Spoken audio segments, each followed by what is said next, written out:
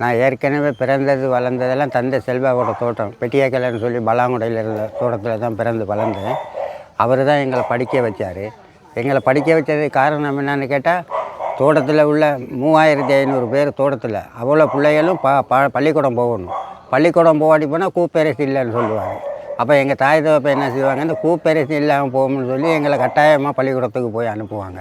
எங்களை அவர் தான் வளர்த்தவர், படிக்க வச்சவர், எல்லாமே செஞ்சவர்.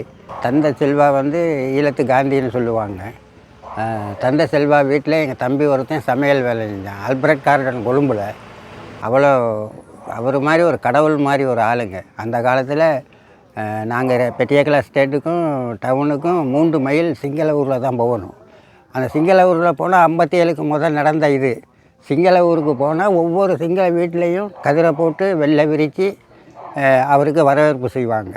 ஆமதுருன்னு சொல்லி காலில் விழுந்து கும்பிடுவாங்க சிங்களவங்க. அந்த காலத்தில் அப்படி மதிப்பார். அந்த 57க்கு பிறகு தான் இந்த துவேஷங்கள் வந்த பிறகு தான் அவரை சிங்களவங்க மதிக்கிறதில்ல. அதுக்கு முதல் கடவுள் மாதிரி அவங்களும் மதித்தாங்க, சிங்களவரும் மதித்தாங்க.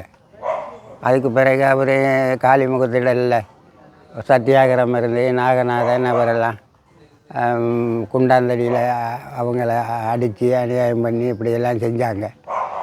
அதுக்கு பிறகு அவரோட கடைசி மட்டும் அவரோட தோட்டத்தில் இருக்க வழியெல்லாம் போனது என்னன்னு கேட்டால், தோட்டத்தை அரசாங்கம் எடுத்துருச்சு. அரசாங்கம் எடுத்து மற்ற இனத்தவங்க தான் எல்லாம் சூப்பரண்டன் உத்தியோகத்தர் எல்லாமே. அதனால் எனக்கு பாதி அங்கே இருக்க விருப்பம் இல்லை. அதுக்கு பிறகு தான் நான் கிளிநொச்சிக்கு வந்தேனுங்க. அவர் மாதிரி ஒரு கடவுள் மாதிரி ஒரு ஆளுங்க அந்த காலத்தில் சொன்னார்.